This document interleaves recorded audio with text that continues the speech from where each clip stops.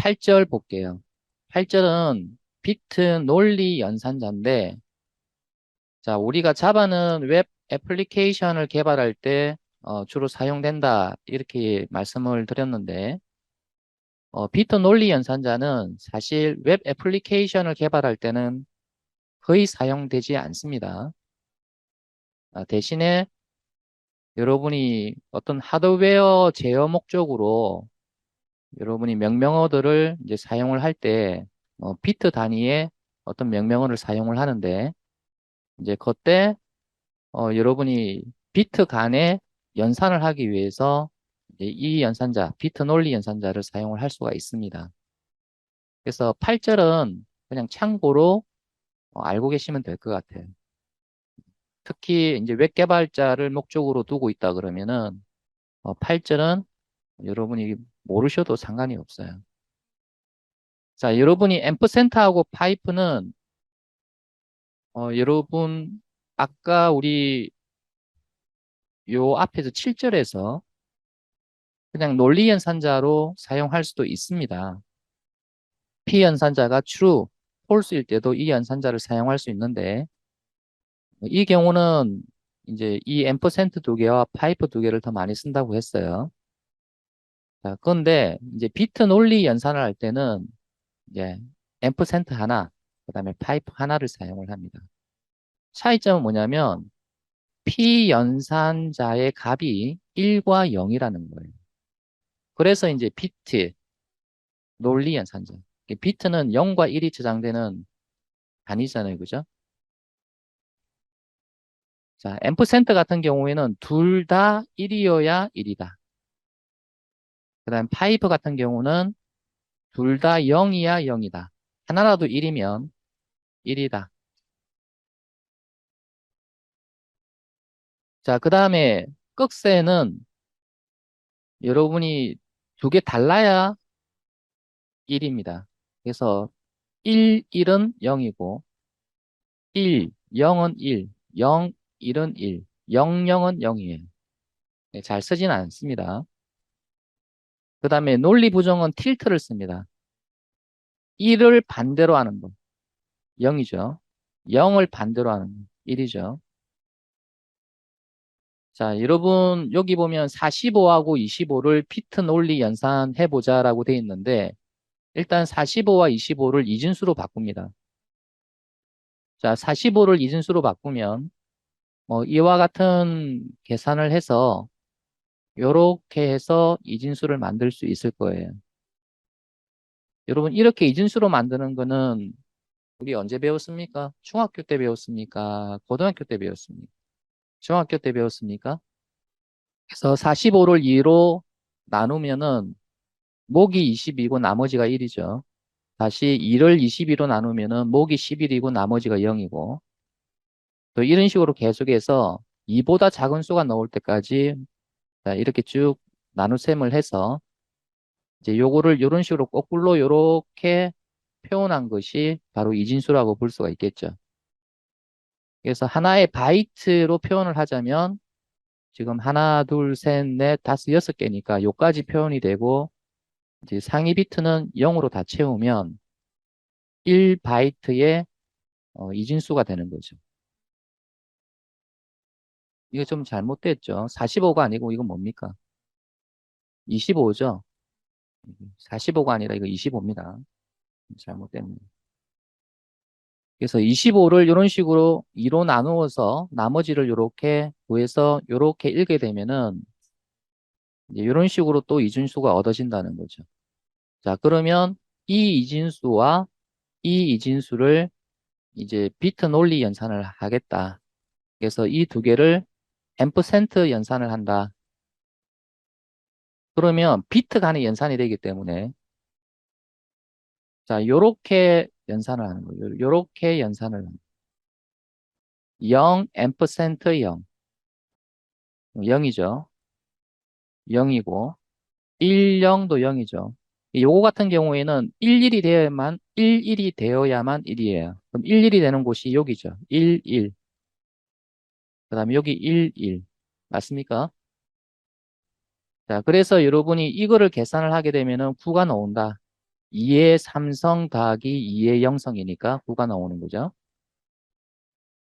자, 마찬가지로 여러분이 이 파이프 기호로 연산을 하게 되면 얘는 둘 다 0이면은 0이고 그 이외에는 다 1이 나오죠. 이게 0이죠. 이것도 0이고 자, 요건 다 1이 있으니까 1이고 자, 요게 0이죠. 이런 식으로 계산해서 나온 게 61이다. 십진수로. 그래서 여러분이 이게 뭐 어디에 사용이 됩니까? 궁금하죠, 그죠? 이게 어디에 사용됩니까? 궁금할 겁니다. 뭐 이 연산자의 역할은 알겠어. 그럼 이게 어디서 사용됩니까? 궁금하다. 자, 그래서 다음 페이지 한번 넘겨볼게요. 자, 배타적 논리합과 논리부정 킬트 연산이 이제 나오는데 요거 하고 나서 우리가 이제 응용을 어떻게 할 것인가를 좀 살펴볼게요. 자, 꺽쇠가 들어가게 되면은 뭐라고 그랬습니까? 둘 다 달라야 1이다, 그지? 그래서 여기 1, 0 이건 1이고 그 다음에 1, 0 요건 1이죠. 그래서 요거 계산하게 되면 52. 그 다음 틸트 같은 경우에는 완전히 바꾼다고 그랬어요. 0은 1로 1은 0으로 이런 식으로. 최상위 부호 비트가 1이 되면은 뭐가 된다고 그랬습니까? 엄수가 된다 그랬죠, 그지? 그래서 이는 엄수값이 나와요. 자, 여기서 이제 중요한 거는 비트 논리 연산자도 연산이에요, 연산. 연산이기 때문에 자바에서는 정수 연산의 결과는 뭐가 나온다? 인트 값이 나온다 그랬죠, 그지? 물론 롱 값이 들어가 있으면 롱 값이 나오지만 인트 이하의 정수 타입을 가지고 연산을 하게 되면은 무조건 결과는 인트가 나온다고 그랬어요. 자, 여기 보시면은 45하고 25하고 바이트 타입 변수에 대입을 했어요. 그죠? 그러면 이거를 비트 논리 연산을 하게 되면은 여러분이 바이트가 나오는 게 아니라 뭐가 나온다? 인트 값이 나와요. 그러면 리절트라고 하는 이 변수가 참조하는 메모리의 구조는 이렇다. 자, 45하고 25가 원래 바이트인데 1바이트의 크기를 가지죠. 요만큼의 크기를 가지는데 자, 얘가 연산이 되면 연산이 되면은 1바이트가 4바이트로 변경이 되고 이 1바이트가 4바이트로 변경이 되어서 연산을 수행을 해요. 당연히 요 위에는 0으로 다 채워지겠지.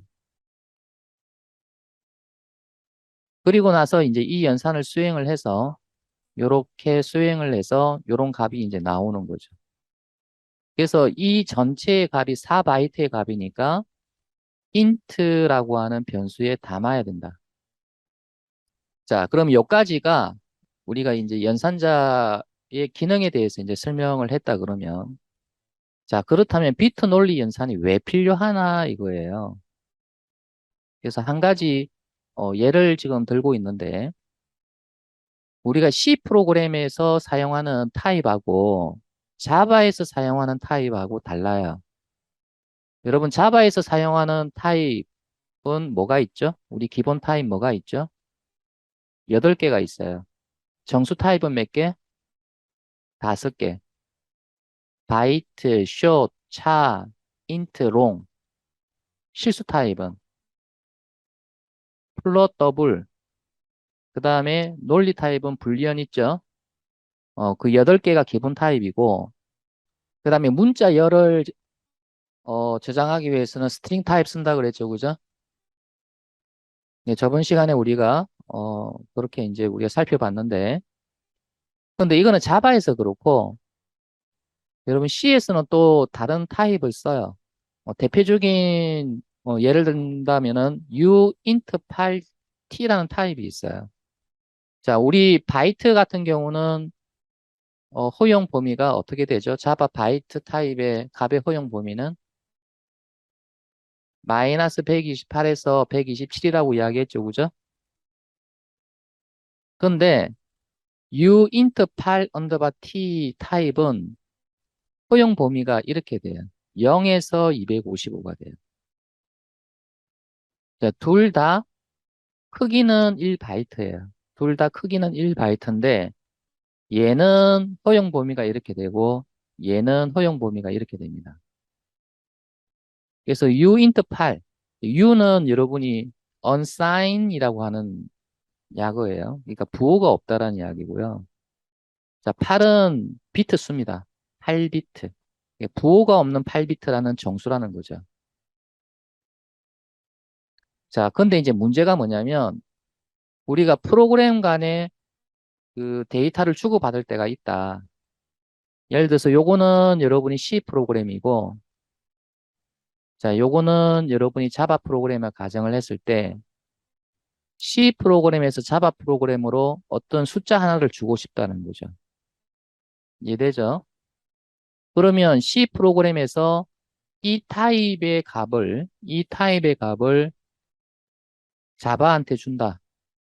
그러면 예를 들어서 C에서 뭐 예를 3이라는 값을 자바 프로그램한테 주고 싶다. 그럼 이 C타입의 CES는 이 3이 uint8t 타입으로 저장이 되어 있는 놈이고요. 요거를 전달을 하게 되면 자바에서는 이거를 받기 위해서 바이트 타입으로 받아야 된다는 거죠. 이해됩니까?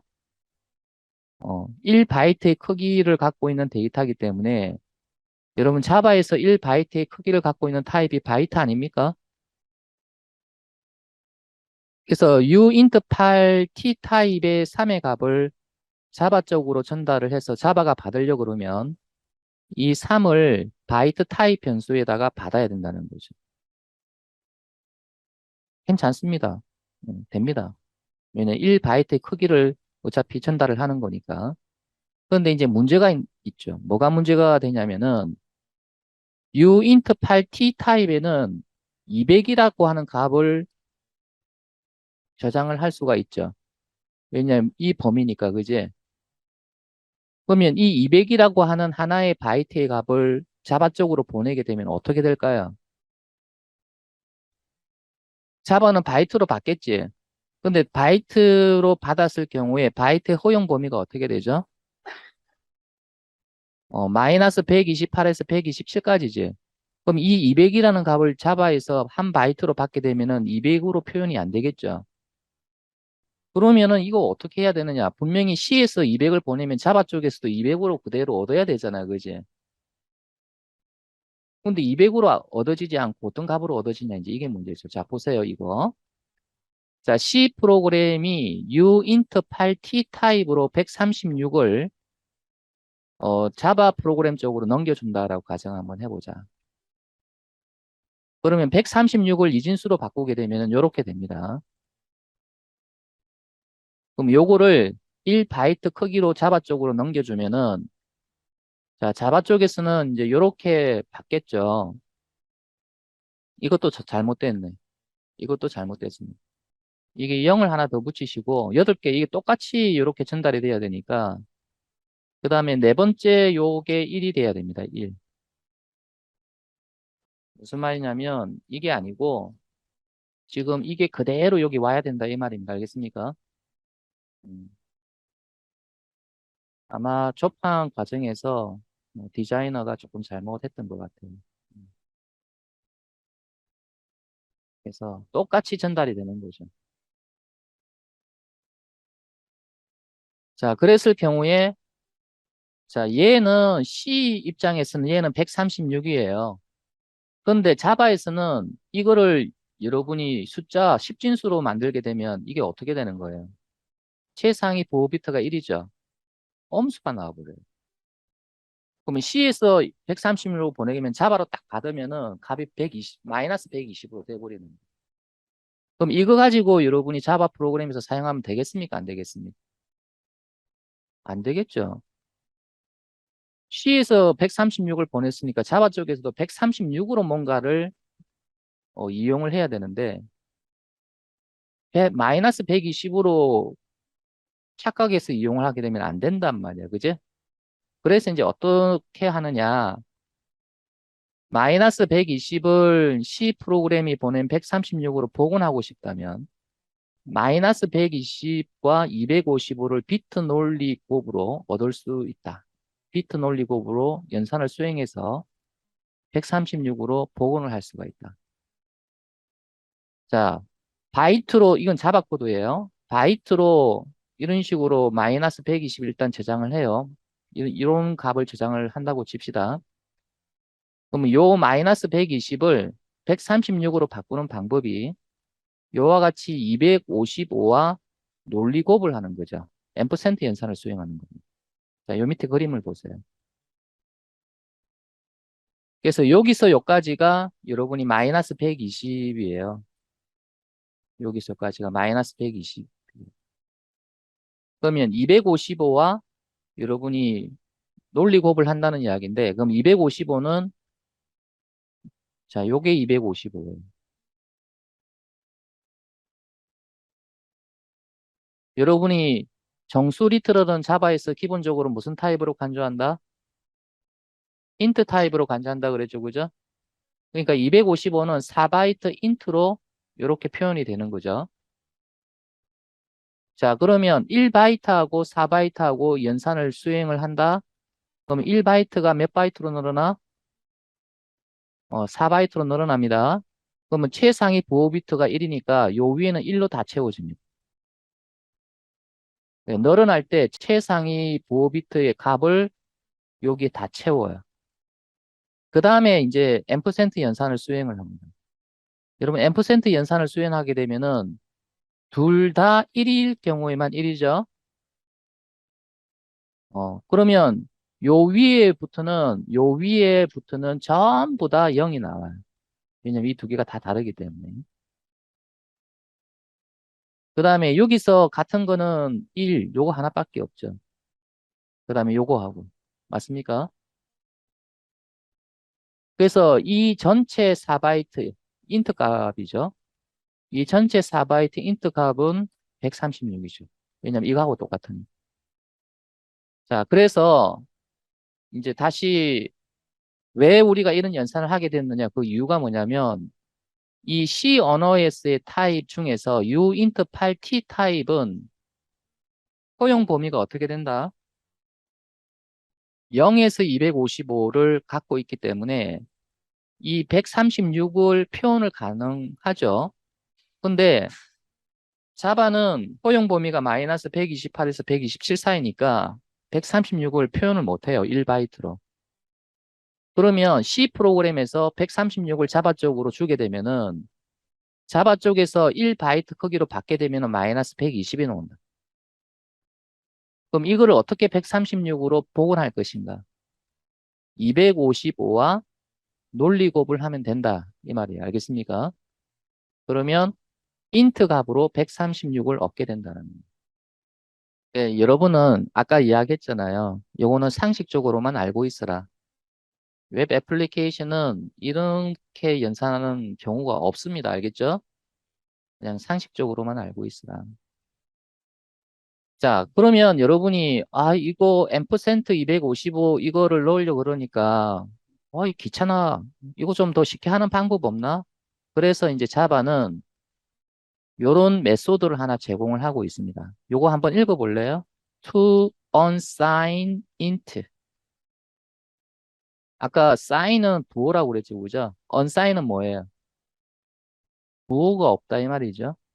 그러면 부호가 없는 정수값으로 바꿔준다라는 그런 뜻이에요. 그러면 바이트라고 하는 이 B자 대문자예요.